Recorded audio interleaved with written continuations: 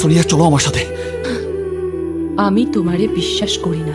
আচ্ছা, আমার লগে প্রতারণা করার সময় মনে ছিল না তোমার? সোনিয়া আমি কোনো প্রতারণা করি নাই।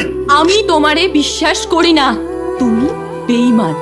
ভাবি কি করতেছেন আপনি? এটা যে মানুষটা আপনারে কলজা দিয়ে ভালোবাসে তারে বুকের উপর পিস্তল ধরতে আপনার হাত কাঁপলো না? হ্যাঁ, দেন আমারে দেন। আমার কিন্তু হাত কাঁপে না, আমার নিশানা কিন্তু অনেক ভালো। খেলা তো শেষ, গোটা দুনিয়ারে আপনি সরকির মতো ঘুরাইলেন আপনার কোলের মধ্যে বৈশা থেকে। দুঃখজনক।